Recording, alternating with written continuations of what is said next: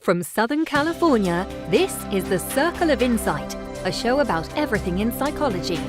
Hear the latest in news and views on psychology. Our motto is simple: wherever there is psychology involved, we are there. And now, here's your host of The Circle of Insight, Carlos Vasquez. Welcome everyone. Thank you for joining us. Today we're going to be exploring the life of an undercover FBI agent, Bob Hamer. Bob Hamer wrote this wonderful book that I just read recently called The Last Undercover. He's a 26-year veteran of the FBI, serving as a street agent many of those years in undercover capacity. He's also been a technical advisor for Law & Order, SVU, and the Sleeper Cell. Welcome to the Circle, Mr. Hamer. Thanks, Carlos, for having me. I appreciate it. All right. This is a great book. It was really fascinating. The true story of an FBI agent's dangerous dance with evil. And it really covers a very unique group. Because you did undercover work, I think it was in NAMBLA? Yeah, the North American Man-Boy Love Association. Now, what is NAMBLA all about? You know, it's interesting. It's a group of men who are sexually attracted to boys, and if you read their charter, what they're trying to do is hide behind the First Amendment. Their idea is they want to abolish age of consent laws. As I'm sure most of your viewers know, states have a certain age at which if you have sex with someone below that age, it's called statutory rape. So what NAMBLA is proposing is not that they want to legalize sex with children or tell you how to have sex with children. They want to abolish age of consent laws. So that's under the First Amendment, that's what they're trying to do. In reality, I attended their meetings. I participated on their writing for their magazine. I met quite a few of their members, and in reality, when they get together, they want to talk about how to have sex with little boys and where to go to meet little boys. Wow. Now, when you were saying they're trying to get rid of the law or abolish it, are they trying to set a new age or just get rid of it altogether? They want to get rid of it altogether. They believe that the whole idea should be consent.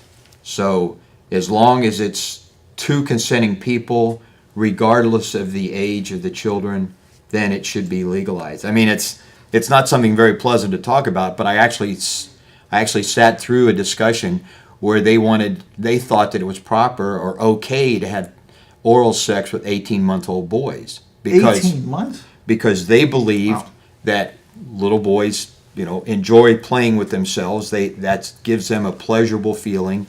They thought that by having oral sex with an 18-month, you would actually be giving pleasure to the little boy. Therefore, the 18-month-old was consenting to this, and it was okay. I mean, it wasn't the most pleasant undercover assignment that I had, and it certainly wasn't easy to sit through meetings like that. But how many meetings did you sit through? Do you remember? Well, I went to two of their national conferences. National conferences? Are that big? Well, it's had a spotty history. They started in 1978. Oh, wow. They were very public for a long time. Then they sort of went underground. Now they have they had these national meetings where you would go, you would be invited. You had to be invited to go to these meetings, and then once you were there, they would have these discussions. Well, I guess I can't get my head around this. How are they portraying themselves to not get arrested? Well, again, what they are saying as an organization is they are attempting to abolish age of consent laws. So they're getting around this. We're meeting. It would sort of be like if a group of bank robbers got together and said, "We're not here to discuss how to rob banks. We're here to try to get Congress to legalize robbing banks so that it's no longer illegal to rob a bank. So yes, we're going to get together." But in reality, when these men get together, they talk about how they've had sex with little boys, where they've gone to have sex with little boys, what they consider to be pleasurable acts upon these children. It's interesting that they distinguish boys from girls, but also they distinguish from consensual to non-consensual. They don't believe in forced sex upon the boys. It's only if the children concur in having this. I think I spoke with a forensic psychologist in one of our past shows, and he mentioned something. I don't know if it was NAMBLA or not. I don't think you can reference them, but he was mentioning there was an organization out there, and I know we discussed a little bit off camera as well in regards to pedophilia. There's an organization out there that believes that if you're 4 or older, you can make your own choices in regards to sex. Did NAMBLA ever express that feeling? NAMBLA's idea is to abolish all age of consent laws, regardless of the age of the participants, as long as it's consensual on both sides. So even if they're 2 years old and they say yes, they'll go for it. That's interesting. Yes. That's bizarre. Too bizarre. But that also puts them in the limelight, doesn't it, for law enforcement then? Are they going to be spotted? They're like, well, wait a minute. We got hundreds of these guys trying to fight for this piece of legislation. Are they getting watched more? I don't know if you can share that or not. I was actually in the organization for 3 years. 3 years? I joined the group. I wasn't on a daily basis. It wasn't, every day I was sitting there with these members. I was participating. As I said, I'd sent in my $35. I joined the organization. I wrote for their magazine. I corresponded with a lot of their members who were in prison. And then I was invited to go to these 2 national meetings. Interestingly, when I first tried to go, they wouldn't allow me because you had to have been a member for 3 years and sponsored by another member. I got in because I looked to be a true believer to them, because I had written for their magazine. I had written several articles. I had participated in their pen pal program. So they accepted me as a true believer and invited me to these meetings.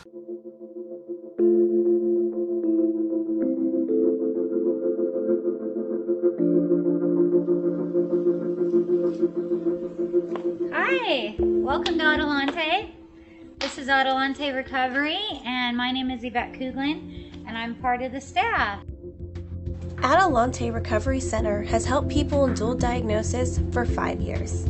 We accept most PPO insurances and provide luxury accommodations and 24-hour support. To speak with an admissions counselor, call 1-888-242-4450. A lot of time we don't even know what's wrong with us, and sometimes we need to get away to figure that out. So if you want to go for a little retreat out in Corona Del Mar, which is a confidential location, we're here to help.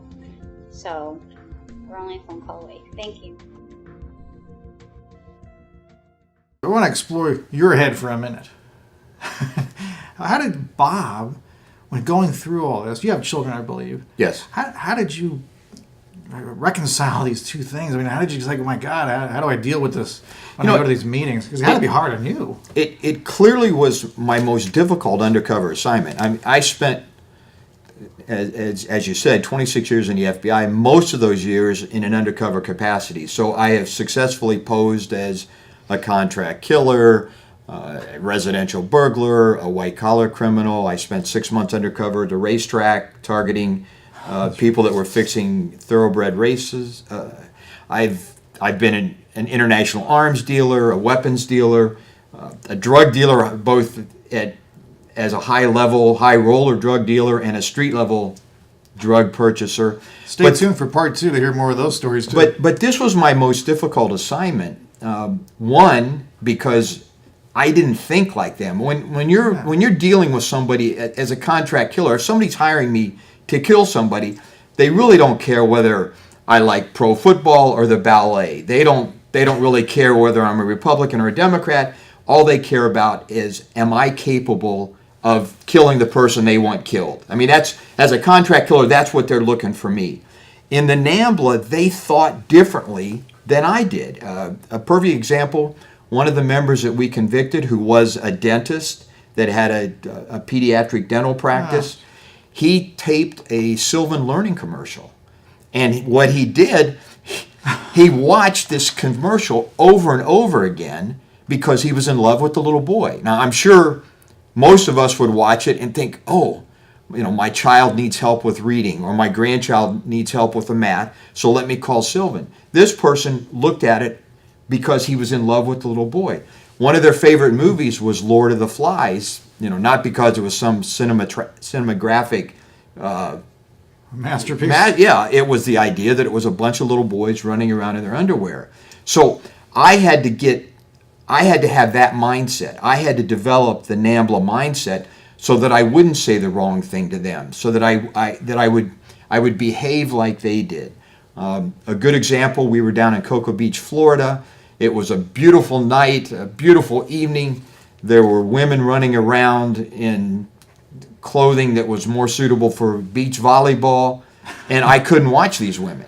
You know, I couldn't allow them to see me staring at the women. They were in fact more intrigued with the little boys that were running around on the street and literally playing the dating game, where they would go, "Oh, look at number 18. I want the kid in the blue shirt. You know, which one do you want?" It was a sporting event they were watching? Well, no, this was just, you know, kids, because it was summertime and the kids were dressed, you know, Wow. appropriately for the summer. So you, as the undercover agent, you had to think like they did so that they believed you were one of them. And it was, I say this somewhat jokingly, but God blessed me with a brain where I can compartmentalize. So I could be, if the role called for me to be the contract killer, I could be that contract killer. When it was time for me to be a husband, when it was time for me to be a father, I could sort of switch off, you know, switch from that section of my brain to the other section of my brain. And Well, thank God that he did that for you, because we need people like you, especially in the service. Thank you very much for that. Question for you: why did you go undercover? What were you guys looking for? I don't know if you can share that or not. in the NAMBLA Yeah, what were you investigation, looking for there? well, again, we were trying to find that criminal element that was within NAMBLA. Obviously, there were some people in NAMBLA that were doing illegal activities, having sex with little boys, traveling overseas to have sex with little boys. There were venues throughout the world where these men would travel in order to have to engage in sex with children. Were they trafficking as well? The men I dealt with weren't. They were particularly only interested in going over there to what they thought was a safe venue where they could have sex with children. Some of them were doing it here in the United States. So that's what we were going after. We weren't going after the organization per se. I think one of the prosecutors in the case said it best. You know, this was cow dung. NAMBLA was the dung. We weren't going after the dung. We were going after the flies that were hanging around the cow dung. So we were going after the flies. We were going after the criminal element, and those that were participating in criminal activities with the children. Now, there's one aspect of the story. We're not going to give you the answer. We're going to tease you a little bit, but I do want Bob here to share with us. There was one close call in NAMBLA.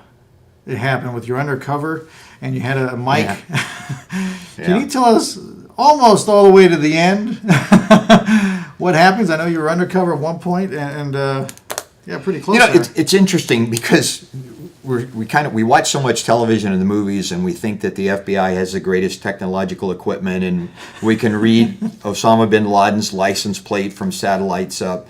But in this particular case, my equipment wasn't that good. I knew that I had time limits on the equipment that I was wearing. In one of the meetings, I was wearing a camera and I was videotaping as we were having discussions.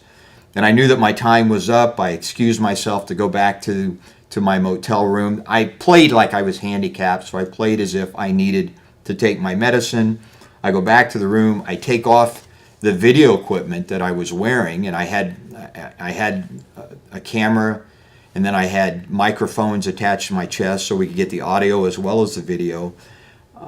I went back and changed out the equipment, and I had the audio microphones at a different spot on my body, where one of the members during the break came around and started talking about one of the other members who was a bodybuilder, and this particular member said, "Oh, I just want to play with his chest," and he stood up behind me. He's referencing you. No, to the bodybuilder. He wanted to play with the bodybuilder's chest. Oh. And he stands up and he stands behind me, and then reaches over my shoulders and starts massaging my chest just where I had the microphones attached to my chest. So had we really had the equipment that you thought that the FBI had because you watched too much television, I probably would have been discovered, and I would have been explaining why I had microphones taped to my chest. Now, we've had agents before. We've had another FBI agent. We've had CIA. The resonating theme with them, and our last question here for this segment, the resonating theme is when I asked them, are the crime shows real? The resonating theme with them is they're not as exciting as real life. What's your answer to that? Well, I think there's no feeling like going undercover. I mean, it's a tremendous adrenaline rush, and I don't think that they quite capture that in Hollywood. I mean, I laugh about the TV show 24, which is a great show, but the FBI can't do anything in 24 hours, so I'm not sure how realistic that is. There are some shows that are very good. I think it's just hard in any type of media to get into the mind of the person who's doing it. So you don't quite understand what's going through an undercover agent's mind when he's in there, when he is going face to face with a bad guy that at any time his identity can be discovered and he could be killed. Yeah, 'cause you actually, in your story, you talk a lot about leaving the site that you were undercover in and coming back home and having to decompress, I guess, in a sense. And that was an amazing story. Amazing story. Well, thank you very much, Bob. Thank you so much for coming out to the circle. One more time, I want to make sure everybody gets it. We're not going to tell you what happened with NAMBLA and his investigation because you're going to have to go get the book. It's called The Last Undercover, the true story of an FBI agent's dangerous dance with evil. Thank you for joining us.